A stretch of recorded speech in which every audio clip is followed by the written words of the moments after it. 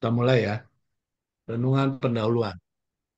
Renungan pendahuluan hari ini akan diambil dari buku Amaran Sekarang Jilid 1 nomor 35 yang berjudul Tuhan Kebenaran Kita. Ya, Matius 6 ayat 27 ayat 34 ini ayat yang sudah sangat sering kita dengar. Kali ini tidak ada salahnya untuk kita dengar lagi sebagai ayat renungan kita. Siapakah di antara kamu dengan khawatirnya dapat melanjutkan umurnya barang sedikit pun? Dan mengapakah kamu khawatir dari hal pakaianmu? Perhatikanlah bunga bakung di padang. Bagaimana mereka itu tumbuh. Tiada mereka bekerja dan tiada pula mereka memintal benang. Namun aku mengatakan kepadamu bahwa walaupun Sulaiman dalam segala kemuliaannya, tiada ia dihiasi seperti salah satu daripada segala kuntum bunga itu. Olehnya itu, jika demikian itu Allah menghiasi rumput di padang yang ada pada hari ini, dan esoknya dibuang ke dalam dapur api. Tidakkah ia akan lebih menghiasi kamu, hei orang yang kurang percaya?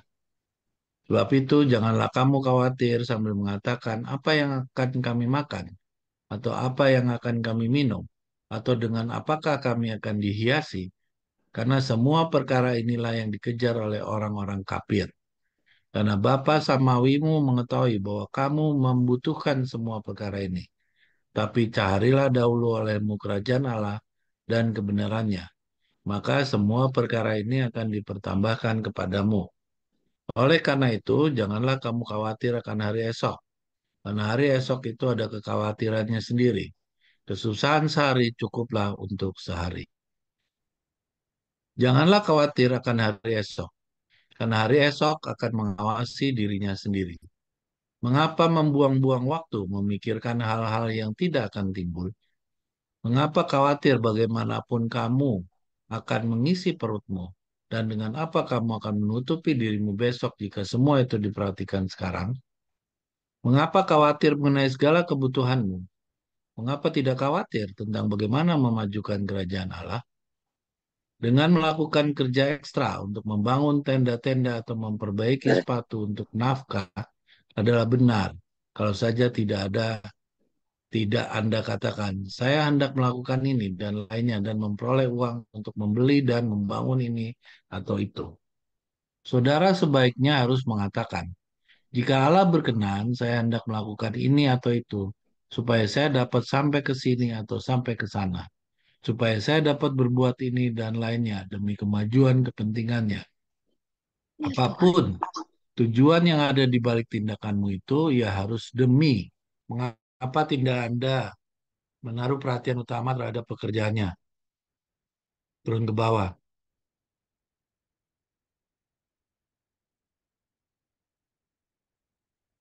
Mengapa tidak terhadap kerajaan Allah dan kebenarannya, supaya semua perkara ini dapat dipertambahkan kepadamu?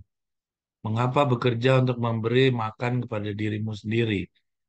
Mengapa tidak bekerja bagi Allah dan membiarkan Dia memberi makan dan memberi pakaian bagimu?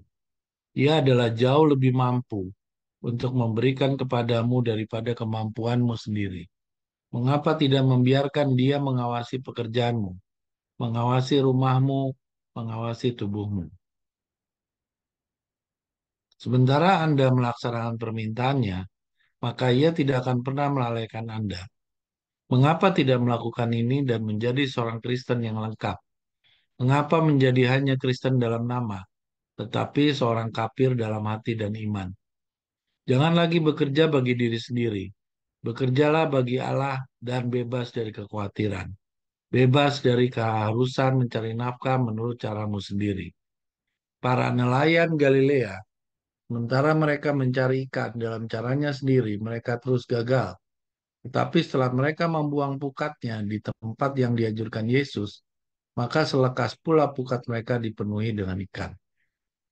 Ketahuilah pertama-tama bahwa Allah tidak berkenan dalam usahamu yang mementingkan diri, melainkan dalam dirimu dan usaha penyelamatannya.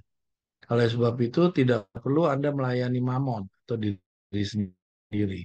Lalu pada waktu yang sama mengharapkan berkatnya bagi berbagai kepentingan dari diri sendiri itu.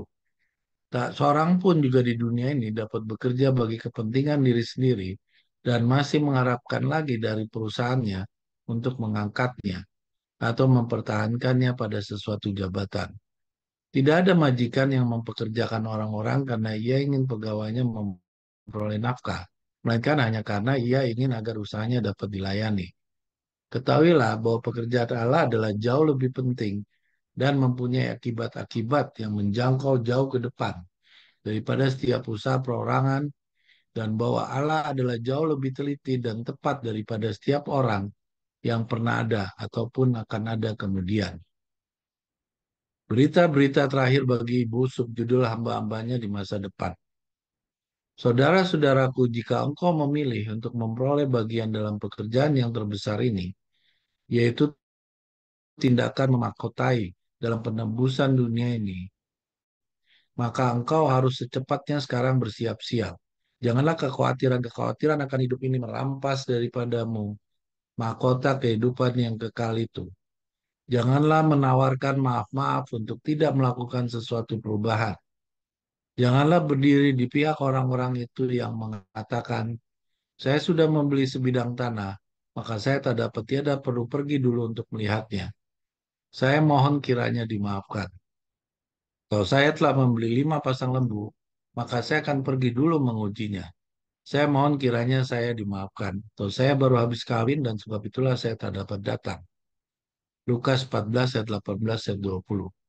Karena semua yang ada dalam dunia ini yaitu nafsu keinginan daging dan nafsu keinginan mata dan kesombongan hidup ini bukan dari Bapa asalnya, melainkan dari dunia ini. Maka dunia akan berlalu berikut nafsu keinginannya, tetapi orang yang melakukan kehendak Allah akan tinggal untuk selama-lamanya. Oleh sebab itu, maka selagi masih berkecimpung dalam kedudukanmu sekarang, pergilah kamu ke dalam kebun anggur Tuhan itu, maka sementara kepentinganmu di sana bertumbuh. Hendaklah segala kepentingan pribadimu menyusut, sampai kelak engkau menemukan dirimu selengkapnya berpisah dari sekaliannya itu, dan bergabung kepada segala kepentingan Tuhan. Roh nubuatan mengatakan, waktu sudah singkat, maka segala kekuatan kita harus diorganisasikan untuk melaksanakan suatu tugas yang lebih luas. Para pekerja adalah diperlukan, yaitu mereka yang mengerti akan kebesarannya pekerjaan itu, dan yang akan ikut di dalamnya, bukan untuk memperoleh upah, melainkan karena sadar akan betapa dekatnya kesudahan itu. Waktu menuntut ketepatan yang lebih besar dan penyerahan yang lebih dalam. Ya, saya sangat dipenuhi dengan masalah ini, sehingga saya berseru kepada Allah. Bangkitkanlah dan suruhkanlah utusan-utusan yang dipenuhi dengan perasaan tanggung jawab mereka, yaitu utusan-utusan yang di dalam hatinya pendewaan diri sendiri, yang merupakan landasan dari segala dosa telah disalibkan. Saudara dan saudariku, dalam pelayananmu datanglah dekat kepada orang. Angkat tinggi-tinggi mereka yang terbuang. Anggap bencana itu sebagai berkat terselubung, kesengsaraan sebagai kemurahan, bekerjalah dengan suatu cara yang akan menyebabkan pengharapan menyeruak dalam tempat kesusahan. Pelayan Injil 31 ayat 2. Oke, ini ayat renungan yang sudah kita dengar dan mungkin sudah beratus-ratus kali kita baca. Ya, kalau kita lihat di sini, seperti yang sudah disampaikan oleh Saudara Ren, ya, mamon itu adalah diri sendiri. Jadi kalau saya baca berkali-kali, di sini terlihat tadi ada kalimat yang mengatakan waktunya sudah singkat. Sudah saatnya kita membuang segala keinginan diri sendiri kita itu dan bekerja bagi ladangnya. Ya, cuma kadang saya berpikir ladangnya yang mana ini? Karena kalau yang ayat ini sepertinya diterapkan oleh Saudara Daniel dengan teman-teman yang memang sekarang mereka menjadi penginjil. Ya, mereka berharap biayanya itu didapatkan dari dana perpuluhan. Ya, sementara yang kita pelajari sekarang itu kita sulit sekali memberikan doktrin ini terhadap orang-orang yang akan menerimanya. Ya, tetapi intisari daripada ayat ini adalah kita tidak boleh mencintai diri kita sendiri. Kita harus bekerja bagi Tuhan, saatnya sudah sangat dekat, di mana kita harus memilih, ya, apakah kita akan tetap mencintai diri kita sendiri dengan segala kebutuhan yang ada, ataukah kita mengambil sikap bahwa kita harus siap pada saatnya nanti kita harus bekerja pada Tuhan. Itu saja yang bisa saya sampaikan, karena terus terang ayat ini kalau buat saya pribadi, saya juga sulit. Saya juga nggak mau susah karena hidup susah itu saya udah pernah rasakan dan itu sangat tidak enak. Ya, tapi kalau kita bisa ikutin ayat ini luar biasa. Dan kapan itu harus dilaksanakan? Nah, ini nanti saudara Ren yang akan bisa menjelaskan. Karena kalau ayat ini katakanlah belum saatnya sudah kita lakukan, dia benar-benar bekerja sebagai seorang penginjil yang hidupnya dibiayai oleh gereja, ya, atau sidang. Jadi kalau dipikir-pikir ayat ini tuh benar-benar kita tidak boleh bekerja untuk swasta, ya, karena bekerja untuk swasta itu keinginan diri sendirinya tuh banyak sekali.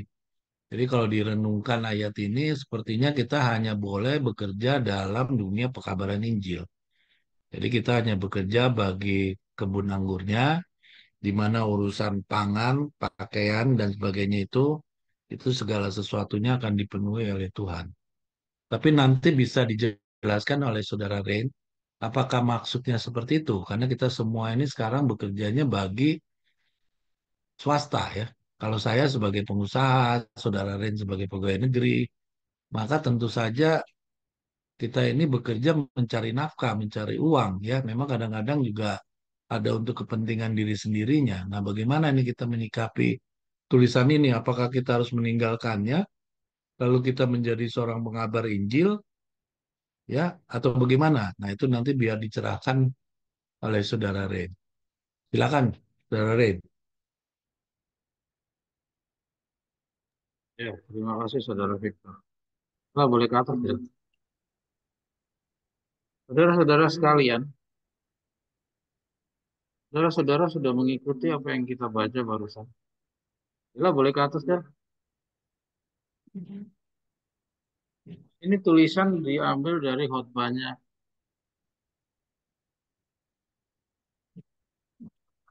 Ini tulisan diambil dari khotbahnya Victor Utek dari judul Tuhan Kebenaran.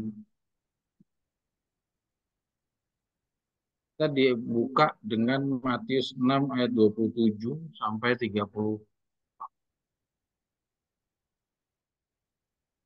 Kita lihat, saudara-saudara sekalian, mari kita baca kembali Matius 6 ayat 27 sampai 34. Ya. Kita lihat pelan-pelan.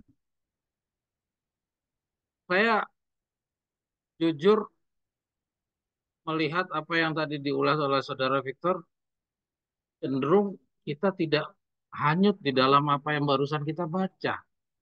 Cenderung kita menyesuaikan dengan keadaan kita. Cara belajar yang demikian mungkin menurut saya kita perlu mengoreksi. Kita jangan melihat keadaan kita terus menjadikan sebuah satu pemaafan-pemaafan oleh keadaan kita, ya. Bukan berarti oleh keadaan kita kita A atau keadaan kita B sehingga yang kita baca itu boleh dimaklumi kepada diri kita. Nggak ada. Bacaan yang kita baca ini tidak mengarah ke sana. Kita dituntut sepenuhnya untuk sesuai dengan apa yang diminta sama Tuhan. Tuhan tidak pernah menyesuaikan dengan diri kita. Kita yang disuruh menyesuaikan dengan apa yang kita baca. Ya, kembali lagi, saudara coba baca pelan-pelan dari apa yang kita baca. Sama sekali Tuhan tidak mempedulikan keadaan kita. Apakah kita pegawai negeri, apakah kita pengusaha, atau apakah kita apapun juga, ya. Tuhan tetap menyamakan tuntutannya kepada mereka. Ya. Oke, kita coba baca pelan-pelan. Siapakah di antara kamu dengan khawatirnya dapat melanjutkan umurnya barang sedikit pun? Ya. Jadi yang dipermasalahkan dalam bacaan kita, ya, bagian yang pertama adalah masalah kekhawatiran. Ya, kita coba lihat itu. Hai orang yang kurang percaya, sebab itu janganlah kamu khawatir sambil mengatakan apa yang akan kami makan Ya, Dela boleh dihitamkan itu. Hai orang yang kurang percaya. Jadi Nyonya apa? Matius ini mau mengatakan, menasihati ya tentang kekhawatiran hidup ini, ya menasihati kepada orang-orang yang kurang percaya, ya. Jadi orang-orang yang kurang percaya ini ya kita-kita ini ya masih sangat tinggi sekali karakter kekhawatiran kita, ya. Jadi kita baca itu ya. Hai orang-orang yang kurang percaya.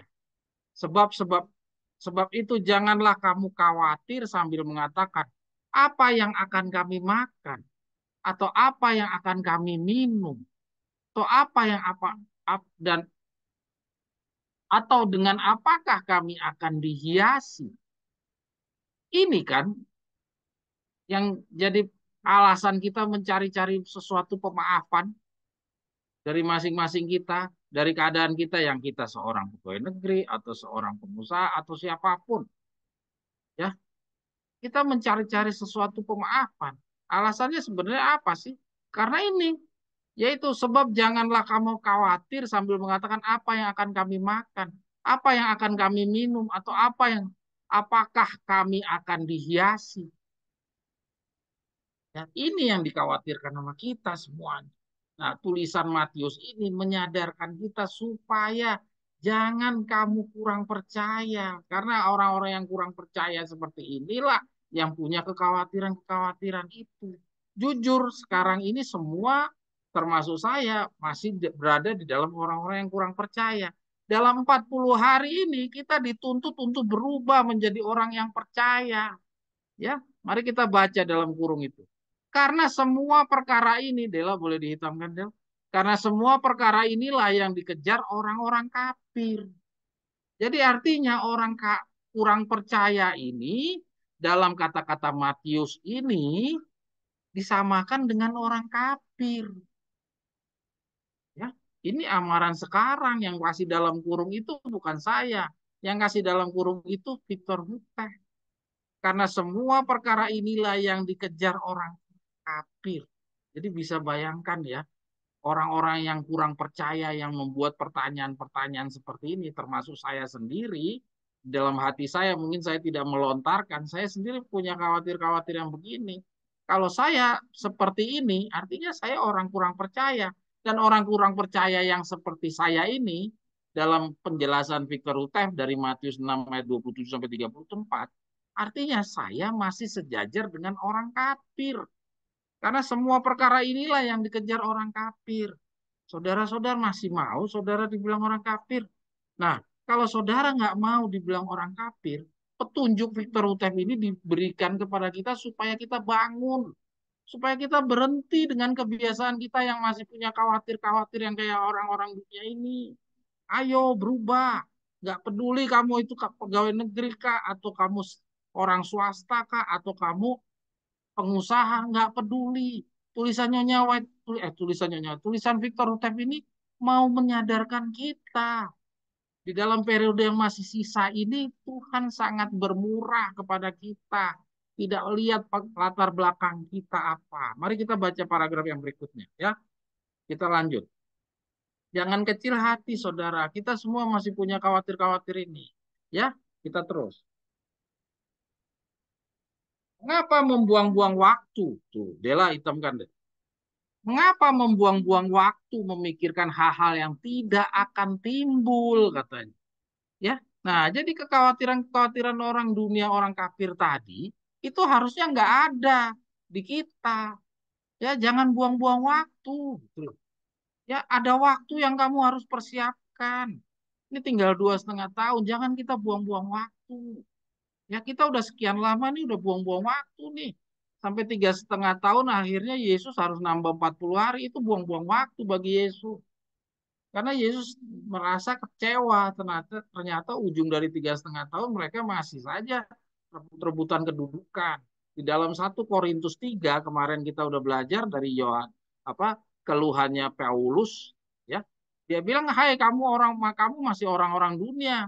Karena kamu memihak kepada Apolos, memihak kepada Paulus. Kamu masih orang dunia kalau begini." Jadi kekecewaannya Paulus itu juga jenis kekecewaannya Yesus kepada murid-murid 3,5 tahun, ya. Nah, dengan kepada kita pun juga begitu. Kita masih dianggap sebagai orang yang buang-buang waktu. Ya, mari kita terus. Mengapa khawatir bagaimana kamu akan mengisi perutmu? Dan dengan apa kamu akan menutupi dirimu besok jika semua ini diperhatikan sekarang? Mengapa khawatir mengenai segala kebutuhanmu? Mengapa tidak khawatir? Nah, ini yang harus dihitamkan segede-gedenya, Del. Hurufnya dibesarin tuh. Mengapa tidak khawatir tentang bagaimana memajukan kerajaan Allah? Kenapa kamu khawatir tentang perutnya kamu? Memang perutmu yang bisa menyelamatkan kamu. Yang menyelamatkan kamu kan adalah kerajaan Allah.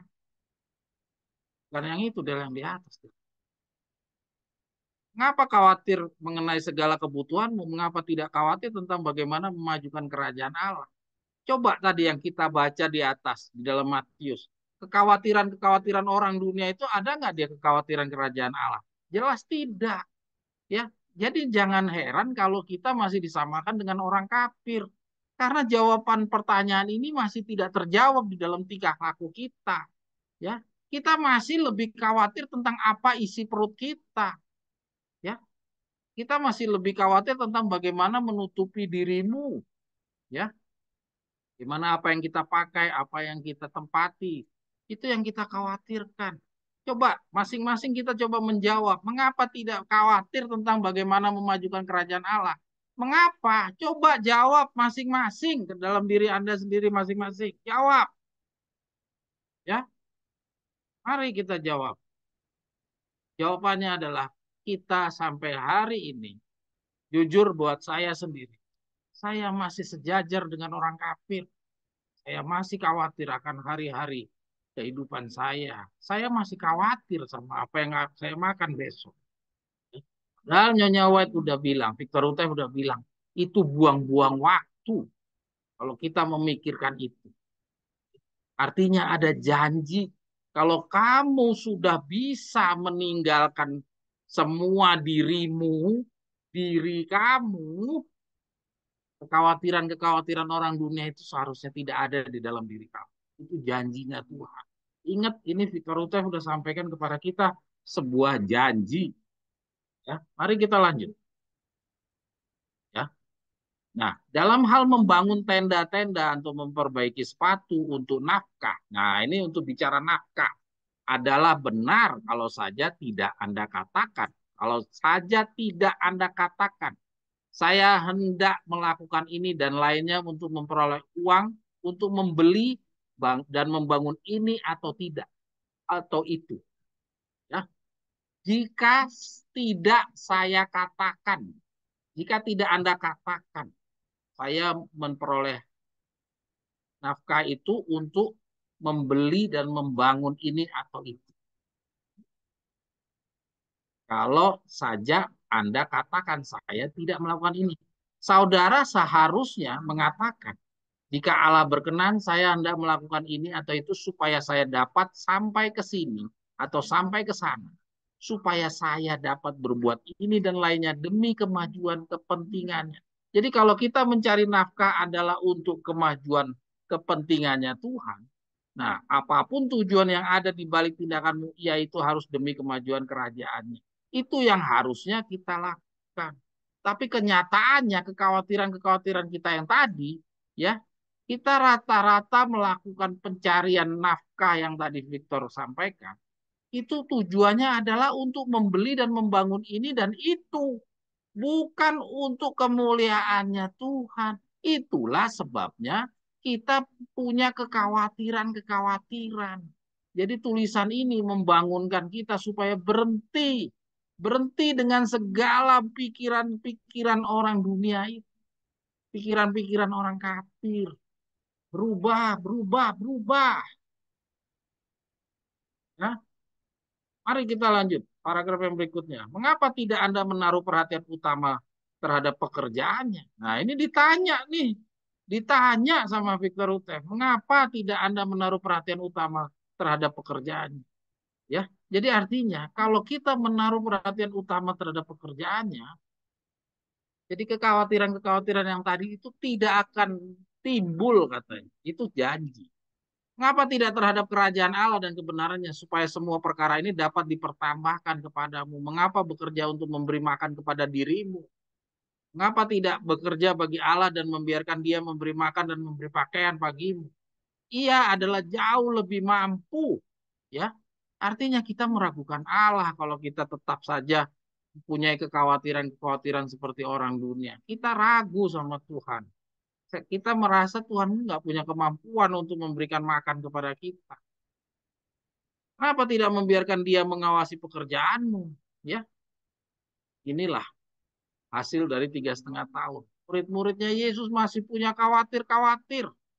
Murid-muridnya Yesus dari hari pertama dia direkrut tahun 27 sebagai nelayan-nelayan sampai di ujung 3,5 tahun dia tidak pernah berubah. Mereka masih juga di kacamatanya kata-kata Victor Utev ini masih orang-orang kafir karena mereka masih punya khawatir-khawatirnya orang dunia.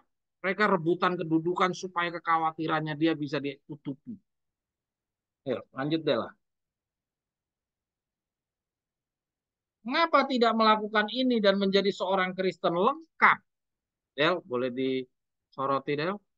Mengapa tidak melakukan ini dan menjadi seorang Kristen yang lengkap? Jadi artinya kita itu baru setengah-setengah.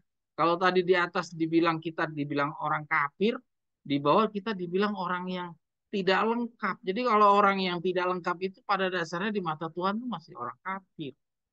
Mengapa menjadi hanya Kristen dalam nama? Jadi kalau kita masih punya khawatir-khawatir begitu, artinya kita hanya Kristen dalam nama. Tapi seorang kafir dalam hati dan iman, wow, keras sekali ini. Bukan saya, yang keras itu adalah Victor Utev. Jadi mohon maaf kalau saya membacakannya agak sedikit menekankan, karena Victor Utev lah yang lebih galak daripada saya. Ya, jadi kita jangan ciptakan maaf-maaf.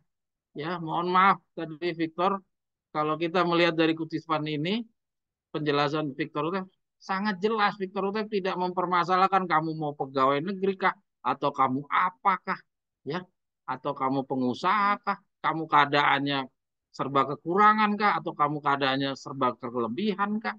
Semuanya adalah objek daripada petunjuk Victor Utev ini, tidak terkecuali. Mengapa menjadi Kristen dalam nama, tetapi seorang kafir dalam hati dan iman? Coba lihat. Jadi di matanya Yesus, selama orang itu hanya sebagian kekristenannya, itu masih orang kafir dalam hati dan iman. Jadi jangan heran kalau murid-murid Yesus itu tidak bisa dikasih roh suci ujian awal, ujung dari 3,5 tahun. Ya, ya.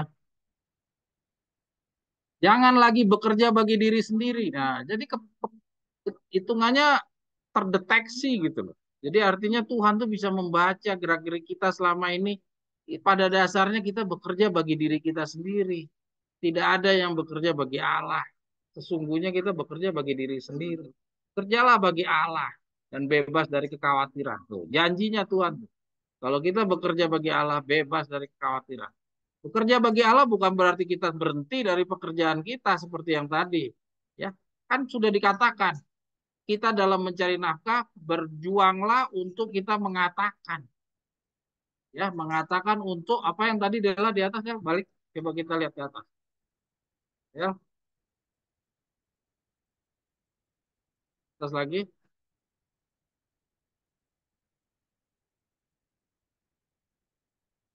kata saya,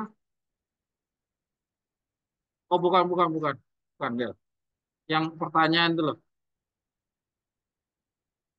ah ini dia, saudara sebaliknya harus mengatakan jika Allah berkenan, saya Anda melakukan ini atau itu supaya saya dapat sampai ke sini, sampai ke situ, supaya saya dapat berbuat ini dan lainnya demi kemajuan kepentingannya. Jadi artinya bukan berarti kita disuruh tidak bekerja, mencari nafkah. Masih diizinkan kok mencari nafkah itu. Tidak dilarang mencari nafkah. Tapi dalam mencari nafkah itu tujuan akhirnya adalah untuk kepentingannya. Bukan untuk tujuannya membeli dan membangun. Ya, jadi tujuannya bukan yang atas itu Del, bukan untuk membeli dan membangun, tapi tujuannya untuk kepentingannya. Boleh Dela geser lagi ke bawah.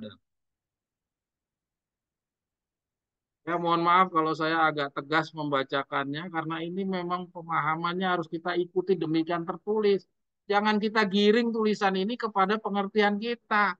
Bahaya kalau segala semua tulisan itu kita giring kepada pengertian kita. Akhirnya kita tidak pernah ada yang miskin, buta, dan telanjang kalau seperti itu.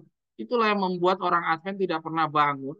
Karena semua tulisan itu dia sesuaikan dengan apa yang dia pahami. Betapa kerasnya petunjuk-petunjuk Nyonya White, bagi dia tidak keras. Karena dia coba menyesuaikan dengan pikirannya dia. Akhirnya dia melihat, apanya? Saya nggak ada yang miskin. Saya nggak buta. Saya tidak bertelanjang. Kenapa? Karena semua disesuaikan dengan pikirannya dia. Bahaya. Bahaya kalau kita membaca segala sesuatu tuh. Akhirnya semua petunjuk Tuhan tuh jadi sia-sia. Tuhan nggak punya cara lain kalau Tuhan punya sarana memberikan pekabaran, memberikan amaran, tidak bisa membangunkan kita. Tuhan nggak punya alternatif lain. Ya, maka hanya Yeskel pasal 9 yang menyadarkan mereka-mereka itu.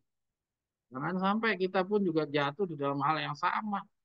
Kalau kita tidak mau mengikuti apa yang disampaikan. Oke, lanjut. Jangan lagi bekerja bagi diri sendiri, bekerjalah bagi Allah. Bebas dari keharusan mencari nafkah menurut caramu sendiri. Nah, jadi kita mencari nafkah selama ini masih pakai cara kita sendiri. Disuruh berhenti dengan cara kita sendiri, ya. Oke? Ketahuilah dengan pertama-tama bahwa Allah tidak berkenan dengan usahamu yang mementingkan diri, melainkan dalam dirimu, ya, usaha penyelamatannya. Oleh sebab itu tidak perlu Anda melayani mamon diri sendiri, lalu pada waktu yang sama mengharapkan berkatnya bagi berbagai kepentingan dari mamon itu. Saudara-saudara sekalian, kalau saudara cari di internet, ya, atau saudara bicara sama orang Kristen pada umumnya, termasuk orang Advent, kata-kata mamon ini, ya, ini dari kata-kata yang diambil dari Matius. Orang-orang Kristen pada umumnya juga paham tentang tidak boleh melayani mamon. Tapi mereka tidak ada yang paham yang dimaksud dengan mamon ini siapa. Mereka mengatakan mamon itu uang, ya. Mamon itu uang. Apa benar mamon itu uang? Ya, coba saudara lihat. Kalau memang tidak boleh kita mencari mamon, mencari uang, pada kenyataannya perpuluhan itu juga mengumpulkan mamon kalau begitu. Ya, karena perpuluhan itu kan kita mengumpulkan sepersepuluh dari penghasilan kita. Ya, artinya kita mengumpulkan sepersepuluh mamon. Apa iya? Ya, maka itu lebih tepat apa yang dijelaskan oleh Victor Houteff ini tentang mamon. Mamon itu adalah diri sendiri. Jadi kita tidak boleh melayani mamon, melayani diri sendiri. Ya, kalau dia katakan mamon itu adalah uang, tidak boleh melayani uang. Saudara coba renungkan saja, ya. Puluhan aja itu, perpuluhan itu malah harus dikumpul. Kalau memang perpuluhan itu juga mamon, masa Tuhan berkenan kepada pengumpulan terhadap mamon? Oke, kita lanjut. Nah, kita lihat sekarang, kalau yang tadi kita lihat bicara tentang kekhawatiran, ketakutan kita untuk kekurangan makan, kekurangan tempat tinggal, kekurangan, kita khawatir tentang hari depan kita, ya, takut miskin, takut segala macam. Ya. Nah, sekarang kita lihat berita-berita terakhir bagi ibu. Ya. Nah, di nasihat yang disampaikan Victor Houteff dari berita-berita terakhir bagi ibu, pertanyaan yang tadi Victor Houteff tanyakan, kapan kita harus sudah melakukan perubahan-perubahan ini? Ya sesegera mungkin. Karena apa? Kalau tidak, kita masih orang kafir. Kan tadi kita udah baca, kalau kita masih punya khawatir-khawatir begitu, ya, kalau kita bilang, ah, kapan kita untuk berubahnya? Oh, bukan sekarang, oh, nanti. Ya kalau gitu kamu sampai detik ini masih orang kafir. Ya, petunjuk ini disampaikan jauh-jauh hari kepada kita supaya kita berubah, supaya jangan di mata Tuhan itu kita masih orang-orang yang kafir, nama Kristen saja, tapi dalam tingkah laku masih orang kafir. Tadi kan kita udah baca, ya. Kita baca nih, maka engkau harus secepatnya. Itu makanya saya hitam garis bawahi. harus secepatnya, sekarang bersiap-siap. Ya, dalam hal apa yang harus secepatnya? Dalam hal apa yang di bagian bawahnya disusutkan?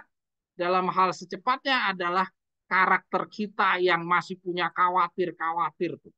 Ya, kita baca di bawah tuh.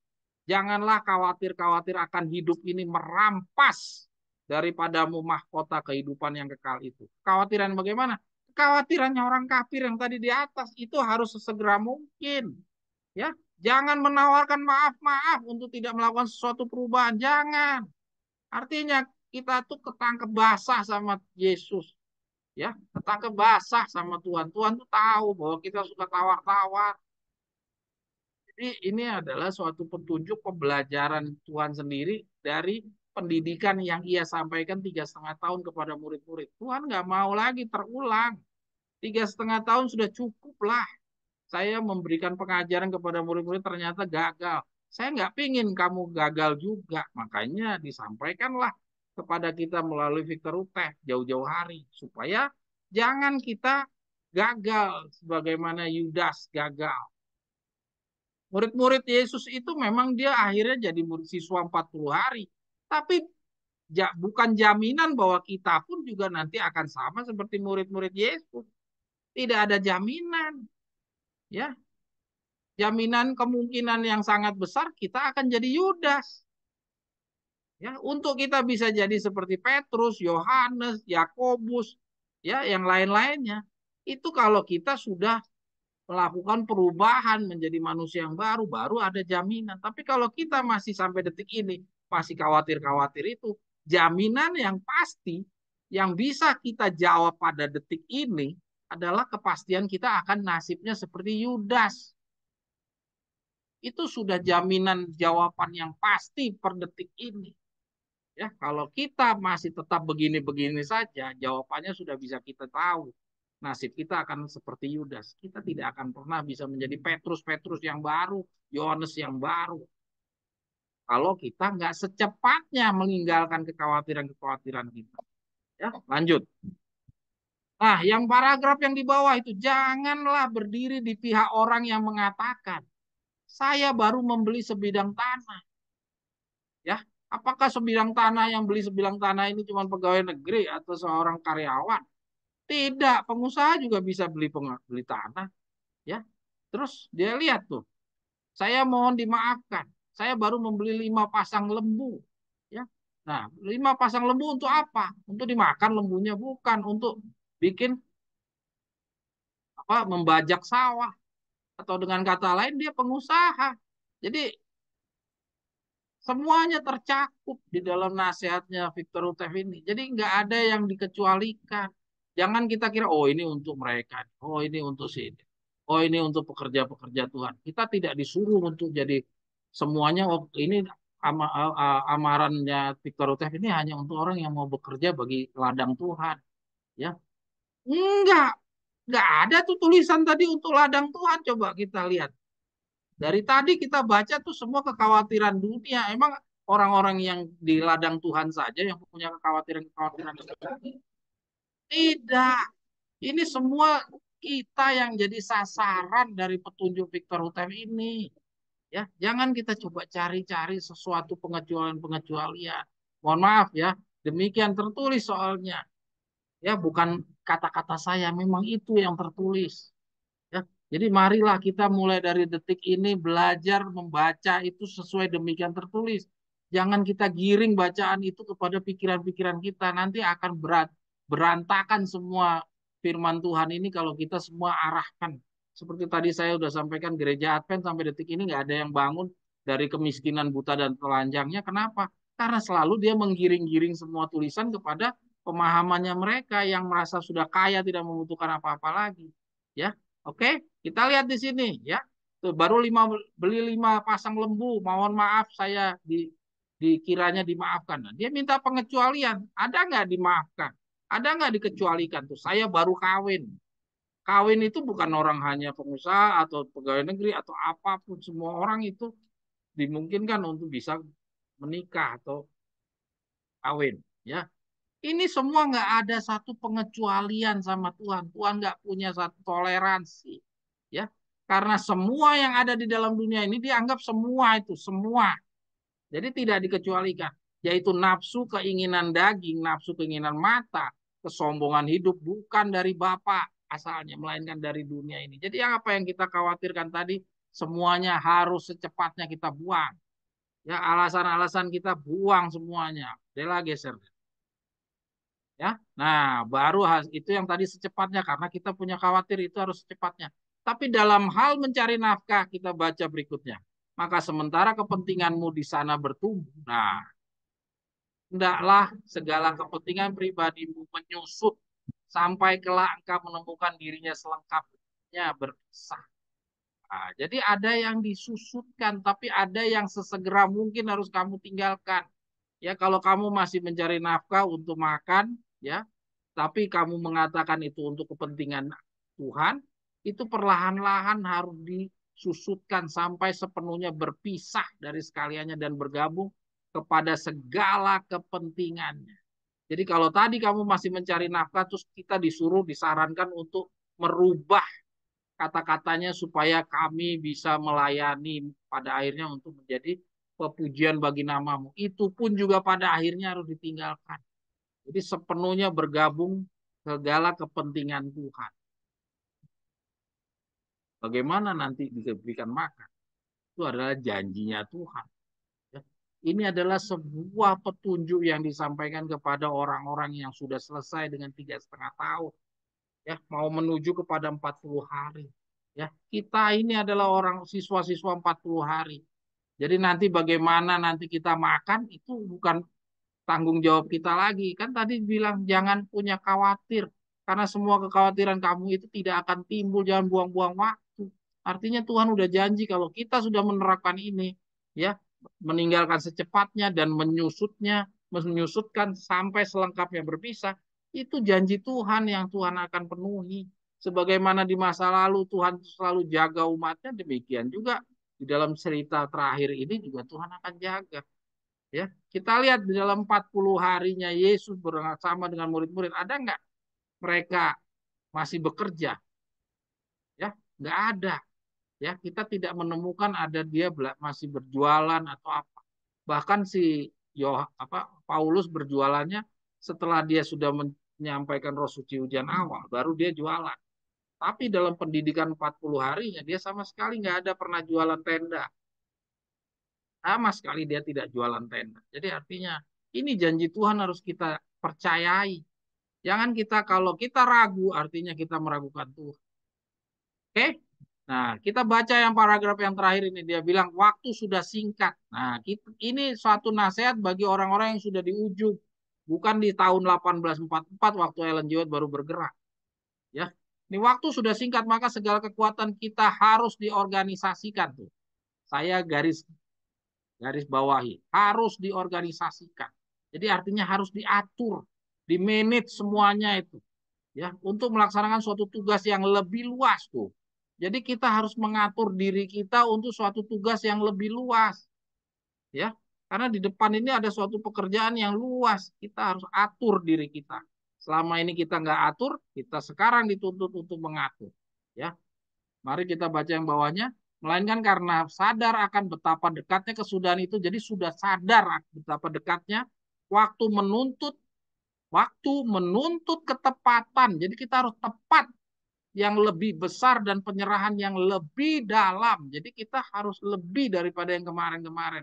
Usaha kita belajar itu harus lebih lebih keras dibandingkan yang kemarin-kemarin. Yaitu utusan-utusan dalam hatinya, ya ini ya. Ya, saya sangat dipenuhi dengan masalah ini, sehingga saya berseru kepada Allah. Bangkitkanlah dan suruhlah utusan-utusan yang dipenuhi dengan perasaan tanggung jawab mereka. Nah, jadi Nyonya White minta dibangkitkan orang-orang yang sudah memanage dirinya, ya, yaitu utusan yang di dalam hatinya, pendewaan diri sendiri yang merupakan landasan dari segala dosa telah disalibkan. Jadi masalahnya adalah mencintai diri diri sendiri. Jadi kekhawatiran yang tadi itu sebenarnya pada dasarnya bukan khawatir, tapi karena dia punya cinta terhadap dirinya sendiri. Karena dia masih punya keinginan ini, keinginan itu, ya. Berbagai nafsu-nafsu yang tadi yang dibilang bahwa itu dari dunia, yang berasal dari dunia. Oke, silakan ke bawah Dela. Yang paling terakhir ini Dela.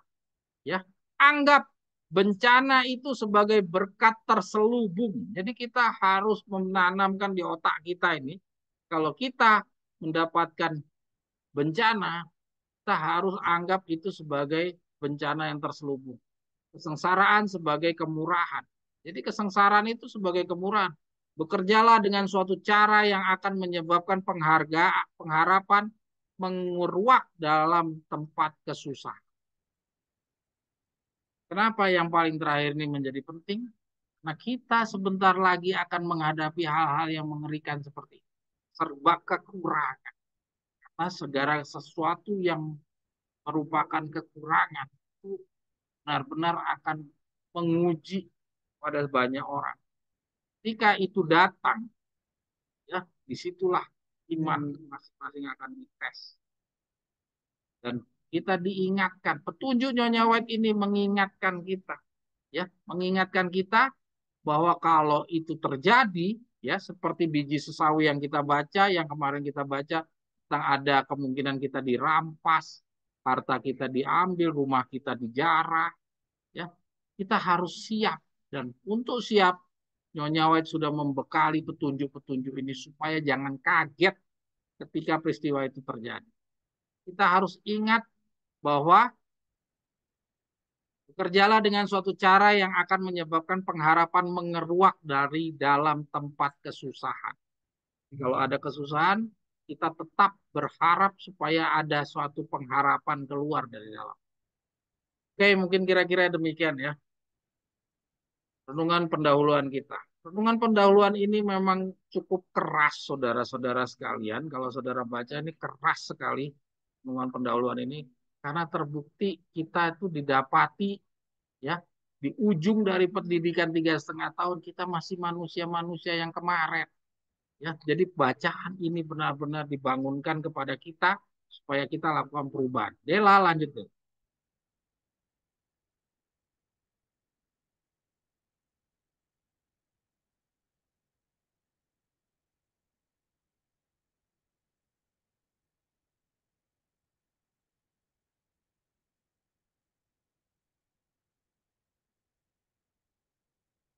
Ya, jadi bacaan kita pembelajaran hari ini masih nyambung dengan renungan pendahuluan kita minggu yang lalu, 2 minggu yang lalu. Ini saya coba mengajak mengulas kembali bacaan 2 minggu yang lalu tuh apa saja yang kita telah pelajari.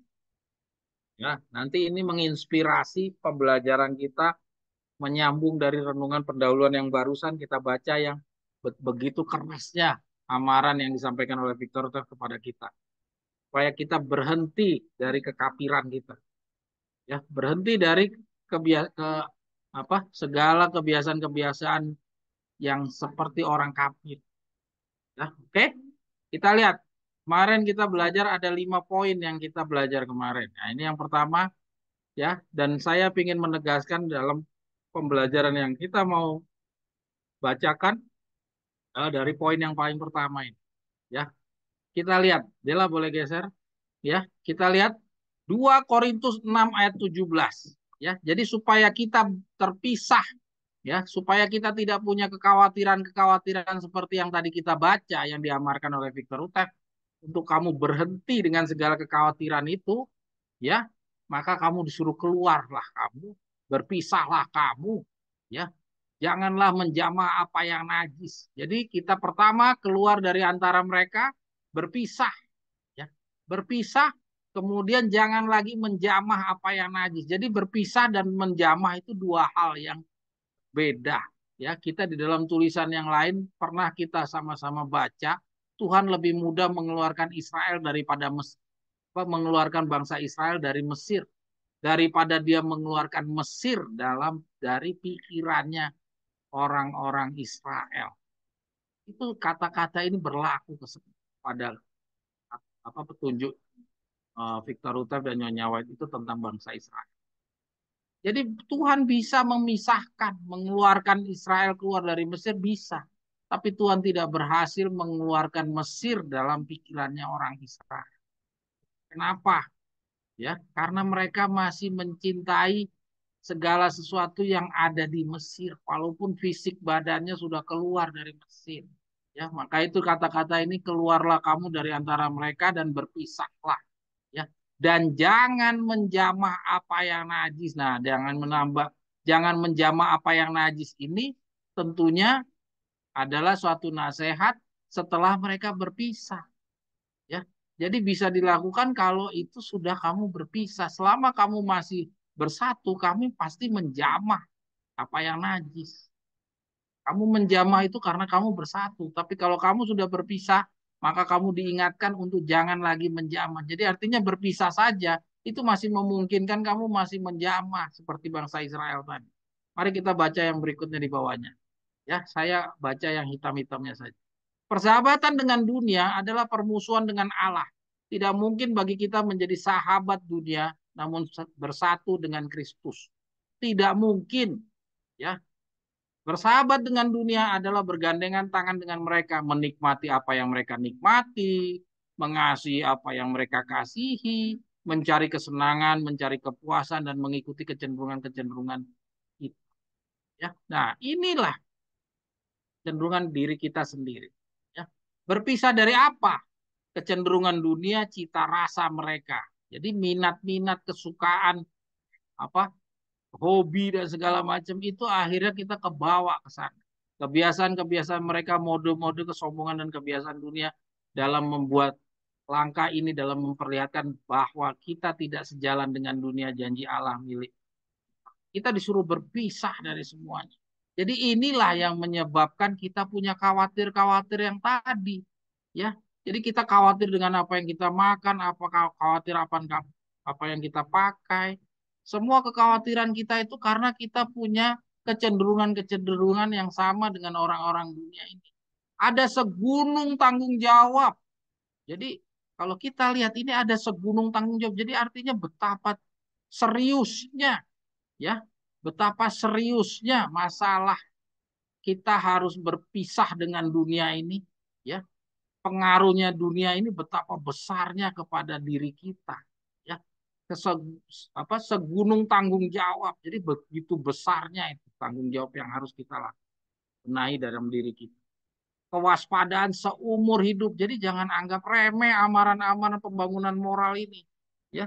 Jadi jangan heran pembangunan moral itu satu pelajaran yang berat, sampai dibilang segunung, dan kita harus waspada seumur hidup. Jadi nggak ada orang yang bisa melakukan pembangunan dan reformasi itu hanya dalam 1 tahun 2 tahun. Seperkasanya dia bagaimanapun, tidak ada orang yang mampu melakukan pembangunan dan reformasi hanya dalam waktu yang singkat. Dia katakan kewaspadaan seumur hidup. Artinya apa? Setiap hari, setiap saat kamu bisa kembali lagi jatuh kalau kamu tidak waspada. Artinya ini serius, saudara. Ya, pembangunan moral ini suatu hal yang sangat-sangat serius. Jangan kita pandang remeh. Ya, dia bilang bergumul dengan kecenderungan mereka sendiri, dengan kemauan mereka sendiri. Nah, nah, dengan keinginan mereka sendiri dan dengan kesenangan, geser. Dan sangat dan saat mereka memandangnya sepertinya tidak mungkin, ya, bagi mereka mengambil langkah itu, memutuskan bahwa mereka akan menjadi anak-anak Allah, para hamba yang maha tinggi. Itu tidak mungkin. Jadi alangkah sulitnya untuk kita merubah diri kita. Kita sebenarnya tidak mempunyai musuh di luar diri kita yang patut kita takuti. Ya, pergumulan kita yang terbesar adalah dengan diri kita sendiri yang tidak berserah. Jadi musuh kita yang terbesar adalah diri kita, dan musuh diri kita sendiri ini harus kita waspadai seumur hidup. Ya, jadi saudara, melawan diri sendiri bukanlah pekerjaan yang sederhana. Jadi jangan kita anggap pembangunan dan reformasi ini sesuatu pekerjaan yang sehari dua hari. Itu pekerjaan seumur hidup. Nah, ini yang kedua, kita kemarin belajar juga dari Metusalah dan anak-anaknya Lot. Kemarin kita udah lihat dari pelajaran Metusalah dan anak-anak Lot, kita lihat ternyata ada orang-orang yang ikut juga membantu pembangunan Bahtera Nuh. ya, namun mereka tidak ikut masuk ke dalam bahtera. Jadi hati-hati. Artinya bukan berarti kita yang sudah berada di dalam pekabaran tongkat ini kita dijamin pasti akan menjadi calon 144.000. Ya, demikian juga anak-anaknya Lot. Walaupun mereka sudah lewat dari kota Sodom dan Gomora, ternyata mereka juga belum beres. Ya, jadi bukan hanya orang Advent yang binasa, bukan hanya orang yang nolak tongkat gembala yang binasa. Ternyata orang yang nerima tongkat gembala pun juga bisa binasa selama dia belum selesai. Ya, dia masih dianggap Kristen-Kristen yang setengah yang tadi kita baca. Nah, orang-orang yang setengah-setengah ini masih sejajar dengan kacamatanya Victor Hutef tadi masih disejajarkan kamu dengan orang kafir. Ya. Jadi tidak murah, saudara-saudara sekalian, pembangunan dan reformasi itu suatu pekerjaan yang berat. Ya, materi pembelajaran kita adalah pembangunan dan reformasi. Dela, boleh geser lagi deh. Terus Del, ya. Nah ini kemarin kita juga belajar dari studi kasus saudara-saudara kita yang di Ambon. Ada video ya yang kita lihat dari saudara Daniel Gio. Ya, kita harus belajar itu harus hingga sampai mengerti. Ya, jika pikiran tidak diangkat untuk menjadikannya kuat dan usaha terus-menerus untuk mengerti benaran, jadi kita harus usaha terus-menerus untuk mengerti. Bukan usaha terus-menerus membaca saja seperti yang kita kemarin sudah sama-sama ikuti dari video saudara kita yang menyampaikan ke teman-teman di Ambon. Kita di sini dari tulisan Roh Nubuat 28 September 1897 ya, disampaikan bahwa kita harus usaha terus-menerus untuk mengerti. Mengertinya bagaimana? Dengan membanding-bandingkan kitab dengan kitab. Jadi membandingkan antara tulisan dengan tulisan. Maka sudah pasti pikiran itu akan mengkerut tuh. Kalau nggak mau sampai mengerti, akhirnya sia-sia tuh mengkerut dan kehilangan sifat dan kekuatan. Oke, kita harus menaruh pikiran kita pada tugas menyelidiki. Jadi tugas kita tuh mengerti dan menyelidiki, ya, bukan hanya sampai dimengerti, tapi harus dilanjutkan sampai menyelidiki. Ya, artinya lebih lagi dari sekedar sampai dimengerti. Jauh, ya, jauh daripada sekedar untuk mengerti. Dia harus sampai menyelidiki. Yang tidak terletak pada permukaan, yang tidak terletak langsung di permukaan. Artinya ada tugas, ya ada tugas. Artinya kalau orang-orang yang hanya di permukaan itu masih juga sama di renungan pendahuluan kita hanya orang-orang yang Kristen yang tidak lengkap. Ya, kalau dianggap orang-orang Kristen tidak lengkap itu masih dijajarkan orang kafir, artinya mereka pun tidak akan didapati berpakaikan pakaian kafir. Yang berikutnya pelajaran tentang waspada. Ya, oke, Del. Nah, pelajaran dari tentang waspada ini kita dapat dari Amaran Sekarang jilid berapa itu ya? Dijelaskan oleh Victor Hutef dari pengalamannya Yohanes Baptis ya. Kita coba baca Del yang dihitamkan yang besar aja Del. Ya, pada saat orang-orang Farisi itu datang minta dibaptis, kita lihat reaksinya. Reaksinya Yohanes Pembaptis pada dasarnya dia bisa saja membaptiskan. Tapi kita lihat di sini. Ia menjelaskan bahwa ia bukan bertugas untuk membuat orang-orang menjadi munafik, ya.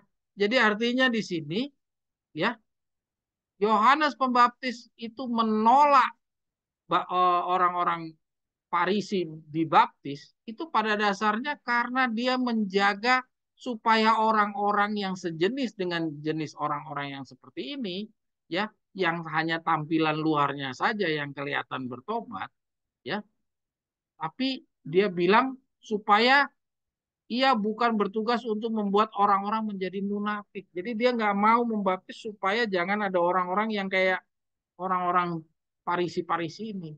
Ya. Kalau dia mengizinkan, artinya ia mengizinkan untuk menjadi orang-orang munafik. Yahya tidak membiarkan mereka ragu-ragu di dalam pikirannya bahwa Allah tidak memerlukan mereka, melainkan mereka lah yang membutuhkan. Ya, jadi jangan kira Tuhan yang butuh mereka. Ya, Tuhan tidak butuh mereka, mereka yang butuh Tuhan. Ya, Maka kita ketahui bahwa Yahya adalah amat waspada dan demikianlah seharusnya semua pengkhotbah. Kalau dikatakan demikian seharusnya semua pengkhotbah, harusnya kita semua harusnya sewaspada sebagaimana Yohanes Pembaptis. Jangan terlalu murah untuk menerima kehadiran orang-orang. Jangan terlalu murah, jangan terlalu murah. Bahkan menyarankan orang untuk cukup membaca saja, tidak usah sampai mengerti. Itu kan terlalu murah. Juga kita sebagai anggota-anggota sidang harus waspada seperti Yahya dan teguh seperti Ayub. Nah, jadi waspada seperti Yahya dan juga kuat mentalnya seperti Ayub yang mampu mengatakan walaupun ia membunuh aku, namun aku akan tetap berharap kepadanya. Jadi artinya mentalnya dikasih goncangan, kasih kesusahan, kita mentalnya kuat seperti Ayub. Tegas seperti Yohanes. Dia tidak peduli ya tentang jumlah, tidak peduli dengan masalah jumlah. Oke, yang terakhir ini juga pembangunan dan reformasi juga ya. Pembangunan dan reformasi. Ini semua pembelajaran tentang pembangunan dan reformasi. Sakit kronis dengan terlalu banyak pengetahuan dan terlalu sedikit pengertian. Di pengetahuan yang tidak disertai pengertian. Ilahi adalah sama bahayanya bagi jiwa seperti api yang dilepaskan di dalam rumah yang dibangun daripada kayu dan rumput kering. Jadi kalau kamu cuma punya pengetahuan seperti yang kita udah belajar minggu lalu, dia cuma Daniel menyampaikan hanya cukup baca, tidak usah sampai pengertian. Katanya sama bahayanya, ya sama bahayanya bagi jiwa seperti api yang dilepaskan di dalam rumah yang dibangun di atas kayu dan rumput kering. Artinya sia-sia. Oke, kira-kira inilah pembelajaran 2 minggu yang lalu. Dan pada kesempatan ini saya mau menegaskan kembali apa yang tadi kita baca di atas. Dela yang di atas, Del. Yang poin pertama, Del. Ya. Kita disuruh berpisah dengan dunia. Kita harus berpisah dengan dunia. Sahabatan dengan dunia adalah permusuhan dengan Allah. Ya, oke. Ini yang saya mau menyampaikan kepada saudara pada lanjutan pembelajaran kita pada kesempatan Sabat ini. Oke, Dela lanjut deh.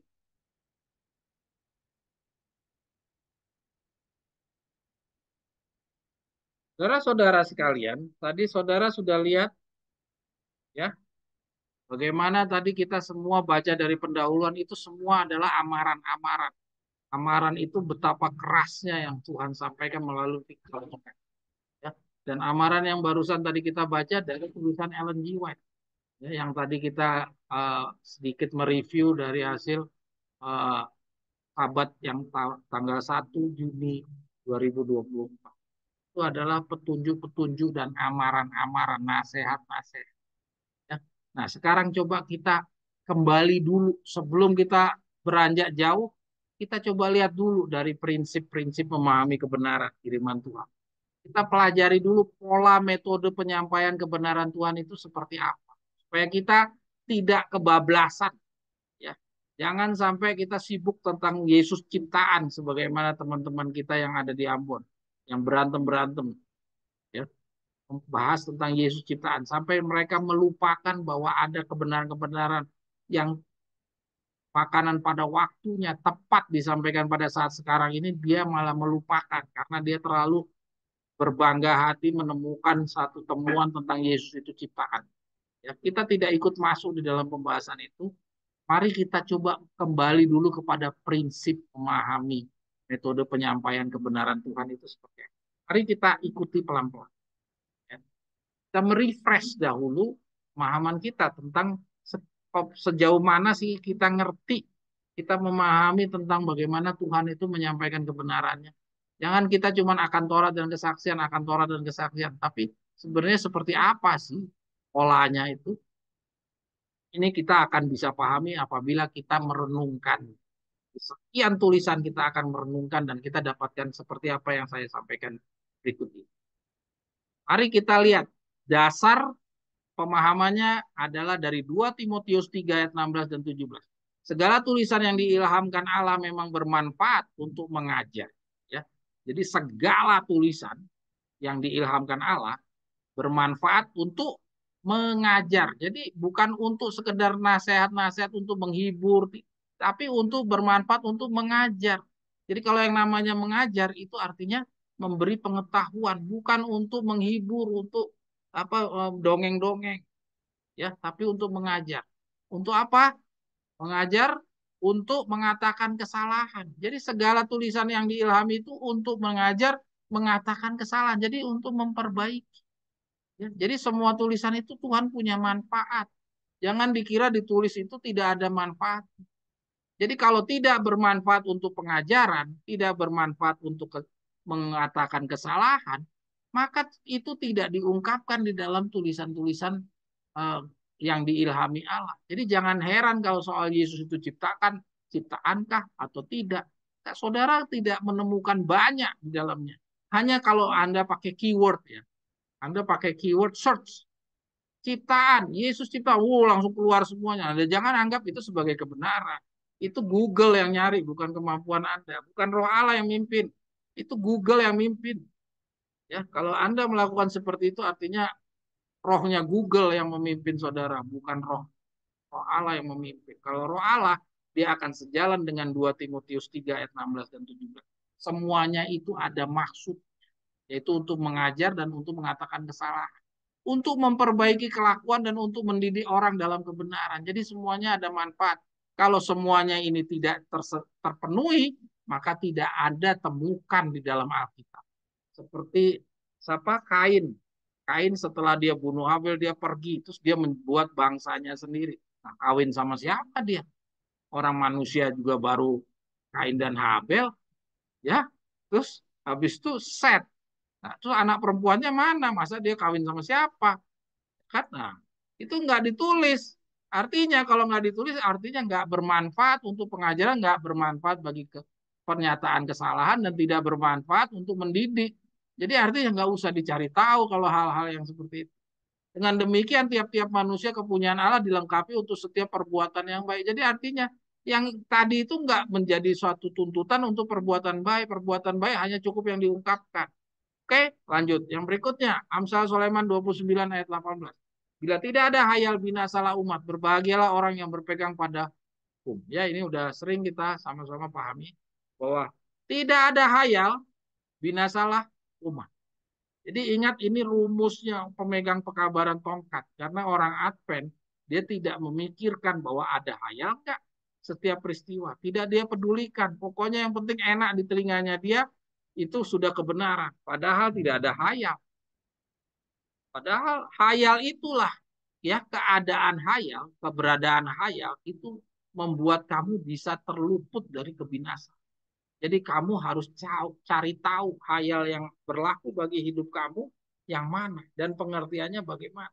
Dengan kamu memahami hayal bagi periode kamu dan kamu memahami arti dari hayal itu, kemungkinan kamu binasa bisa kamu terluput. Itu apa yang disampaikan Amsal Sulaiman 29 ayat 8. Mari kita lihat dari penjelasan Ellen G. White. Mari kita lihat. Ya, kita lihat ini prinsip-prinsip. Ini kita sama-sama baca. Dia lagi sadar. Terang ini yang telah disampaikan melalui keajaiban dari peristiwa-peristiwa contoh adalah suatu manifestasi yang jelas bahwa akan ada sebuah contoh bagi setiap kejadian yang memiliki kepentingan utama bagi sidang Allah.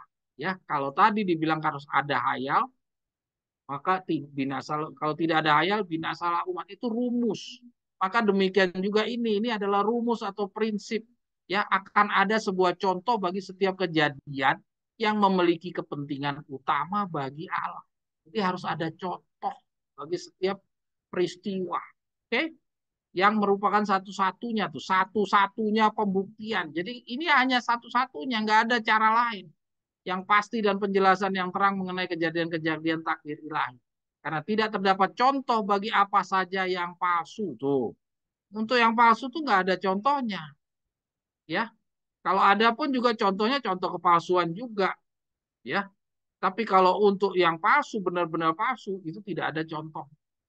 Maka para guru yang memiliki teori tanpa penyajian contoh bagi kebenaran-kebenaran ajaran Alkitabnya, berikut orang-orang yang percaya kepada mereka adalah bagaikan si buta yang memimpin sesama butanya.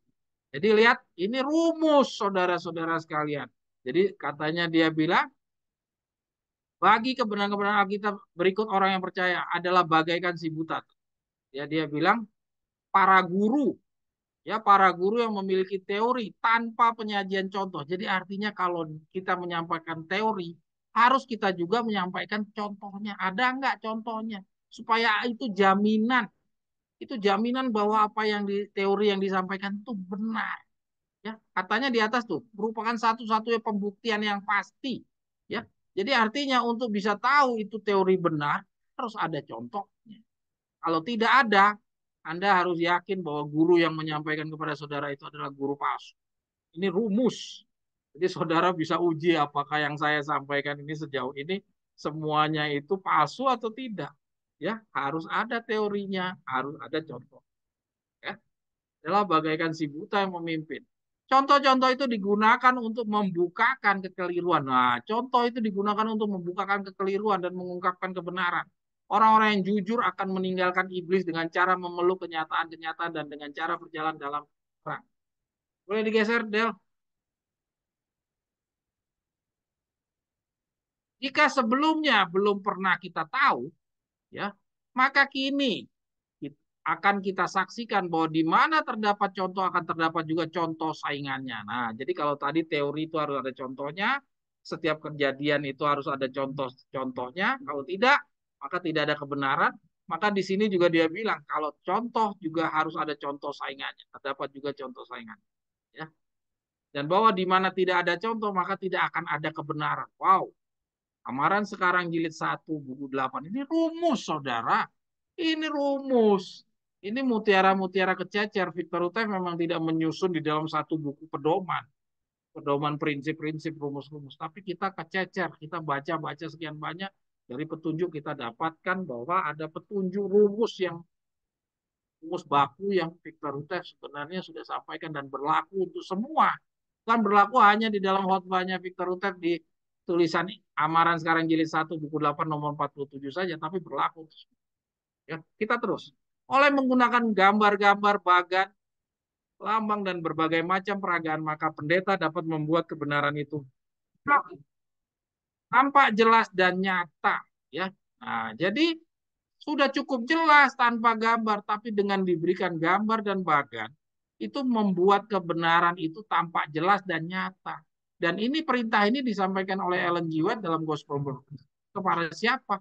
Kepada pendeta, bukan kepada umat apa bukan nabi-nabi, tapi kepada pendeta. Jadi artinya pendeta diberikan wewenang untuk membuat bagan-bagan, gambar-gambar, ya, lambang-lambang dan berbagai macam peragaan. Jadi alat-alat peragaan itu diizinkan kepada pendeta ya supaya tambah jelas. Ya. Kalau tambah jelas bukan tambah kacau, tambah tidak jelas atau tambah membingungkan, tapi membuat dia jelas. Kalau sampai itu menjadi tidak jelas, artinya itu pendeta palsu. Ya, inilah alat bantu yang sesuai dengan firman Allah. Oke, lanjut. Ya, ini prinsip-prinsip dasar ya. Kita lanjut lagi Amaran sekarang jilid 2 buku 4 ya, kita lihat di sini.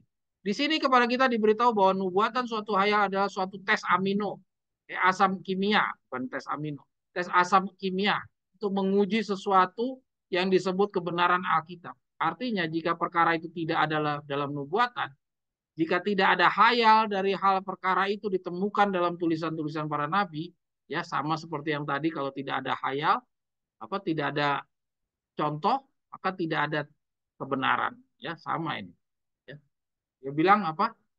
Jika tidak ada hayal dari hal perkara itu ditemukan dalam tulisan-tulisan para nabi, maka tidak akan ada kebenaran dalamnya. Ini rumus, saudara-saudara ya. Jadi kalau tidak ada hayal, binasalah umat itu terbukti di dalam penjelasan Victor Utef. Maka tidak akan ada kebenaran di dalam. Ya hayal-hayal daripada nabi itu harus menjadi hayal-hayal milik kita jika kita memang harus dilindungi. Kesimpulannya, nah setelah kita lihat tadi semua itu rumus-rumus harus ada hayal, ya baru ada kebenaran. Teori-teori itu harus ada contohnya. Kalau tidak ada contoh, itu tidak kebenaran. Satu-satunya alat ukurnya adalah setiap teori-teori yang disampaikan oleh guru-guru juga harus ada contoh-contohnya. Ya. Jadi kesimpulannya, pola penyampaian kebenaran makanan pada waktunya, karena ini periode yang begini nih, teori yang seperti ini harus ada contoh dalam setiap peristiwa, itu hanya berlaku bagi akhir zaman. Karena di zamannya Yesus, di zamannya Abraham, itu nggak ada contoh bagi dia, apalagi Alkitabnya belum ditulis. Mana ada contohnya? Bagi zamannya Nuh, mana ada contohnya? Kalau misalnya diterapkan ke zamannya Nuh, Nuh, saya baca di tulisannya Victor Hugo, katanya harus ada contoh. Mana kamu punya contoh? Katanya air bah harus ada contohnya. Mana? Zamannya Nuh. Kita baru manusia-manusia pertama. Mana ada contoh? Jadi ini rumus ini hanya berlaku bagi orang-orang yang berada di akhir zaman. Ya, kita harus bisa memahami, meletakkan semua pernyataan-pernyataan Victor Rutev ini sesuai pada tempat. Jangan kita bawa kemana-mana. Oke, sekarang kesimpulannya kita lihat kebenaran Kristus, ya, kebenaran firman, amaran, petunjuk, ya, itu harus ada kebenaran contoh. Jadi kalau firman, amaran, petunjuk itu harus ada kebenaran contoh. Terus yang berikutnya, perkara peristiwa itu harus ada hayal dan nubuatannya. Oke, lanjut ya. Catatan. Kesimpulan ini juga termasuk kepada kebenaran pembangunan moral yang adalah bagian dari pekerjaan pembangunan dan reformasi. Dapat dibuktikan dengan kata-kata berikut. Ya. Jadi hal yang tadi kita baca bukan hanya terkait dengan hal-hal yang akan datang, harus ada hayal, tidak ada hayal binasalah umat. Itu bukan hanya untuk hal-hal yang akan datang, tapi termasuk pembangunan moral pun juga harus ada contoh dan contoh saingan. Harus ada teori dan contoh. Ya, harus ada contoh, teori dan contoh. Ya, ada amaran, harus ada contohnya. Bagaimana menerapkan amaran itu? Kita bisa lihat di dalam petunjuk Nyonya White berikut. Ya. Pekerjaan pemulihan dan pembaruan yang dilaksanakan orang-orang yang pulang dari pembuangan, ya, ini adalah satu cerita tentang pembangunan bait suci Yerusalem, ya, di zamannya dua suku Yehuda. Di bawah kepemimpinan Zerubabel, Esra, Nehemia. Ya, harus kalau saudara baca bukunya lengkap ya, itu pembangunan bait Allah Yerusalem itu ada Zerubabel, ada Yeremia, ada Yeskel, ada Daniel, ada Esra, ada Nehemia, ada nabi palsu, ada nabi nabi baik, nabi palsu baik, ada nabi palsu palsu. Wah, kalau saudara nanti mempelajari itu bukunya tebal, panjang, tapi jangan diputus untuk baca para nabi dan raja itu buku yang paling beda dari buku yang lain. Kalau buku yang lainnya cerita Yusuf itu terlepas dari cerita Yakub. Cerita Israel keluar dari Mesir itu bisa terlepas dari cerita yang lain-lainnya. Tapi kalau pembangunan bait Allah, ya, bait Yerusalem, itu semuanya nyambung. Jadi saudara kalau baca yang bab berikutnya, saudara harus ikuti bab sebelumnya itu bicara apa. Karena nyambung semuanya itu. Ya, kita baca. Kerjaan pemulihan dan pembaruan yang dilaksanakan orang-orang yang pulang dari pembuangan di bawah kepemimpinan Serubabel, Esra dan Nehemia memberikan suatu gambaran. Nah, memberikan suatu gambaran pekerjaan pemulihan kerohanian. Nah, pemulihan kerohanian itu apa, saudara? Pemulihan kerohanian itu bukan hal-hal yang akan datang. Pemulihan kerohanian itu adalah pembangunan dan reformasi. Karena yang dipulihkan kerohanian, ya, fisiknya nggak kelihatan. Jadi nggak ada pembangunan kerajaan Daud. Ya, ini yang dibangun itu adalah moralnya orang. Ya, pemulihan kerohanian yang harus dilakukan pada hari-hari terakhir sejarah dunia ini. Ya, jadi pembangunan kerohanian dari pribadi-pribadi. Ya, kalau yang kita sudah selama ini pelajari adalah harus ada hayal binasalah umat itu terkait dengan pembangunan kerajaan Daud. Tapi yang kita bicarakan ini adalah pembangunan pemulihan kerohanian yang harus dilakukan pada hari-hari terakhir sejarah dunia ini tuh. Ini berkaitan dengan hari-hari terakhir. Artinya ini benar-benar maksud yang disampaikan oleh Nyonya White ini berlaku bagi kita. Walaupun yang diceritakan tentang pembangunan bait Allah Yerusalem, ya yang dilakukan oleh Serubabel, Esra dan Nehemia. Tapi semuanya itu gambaran menuju kepada akhir zaman, ya, tentang bangunan dan reformasi. Sisa orang Israel adalah bangsa yang lemah. Dia bicara adalah sisa orang Israel. Jadi dia nggak bicara orang Israel utuh karena yang 721 sudah hilang. Ya, dia bicara sisa. Tapi yang sisa ini bukan kepada dua suku, tapi dia nanti akan mengarah kepada akhir zaman. Kita terus. Sisa orang Israel adalah bangsa yang lemah, terbuka untuk diporak-porandakan oleh musuh-musuh mereka.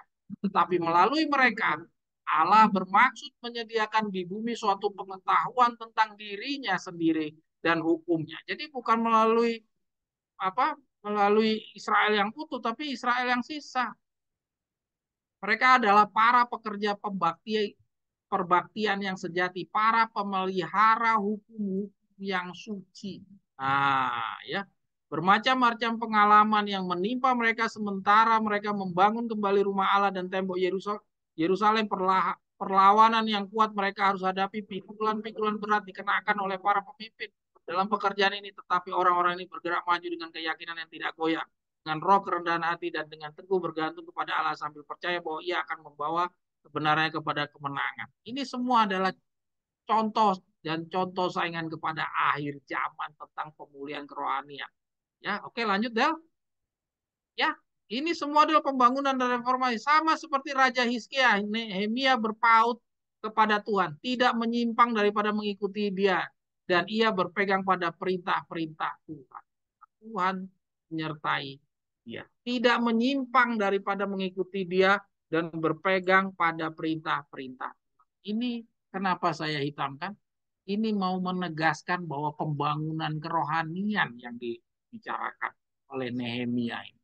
Jadi bukan pembangunan fisik, ya bukan pembangunan fisik Yerusalemnya, tapi pembangunan moralnya, tidak menyimpang.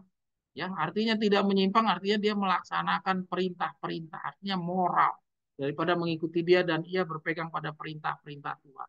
Inilah orang-orang yang sisa dari Israel. Ya. Oke,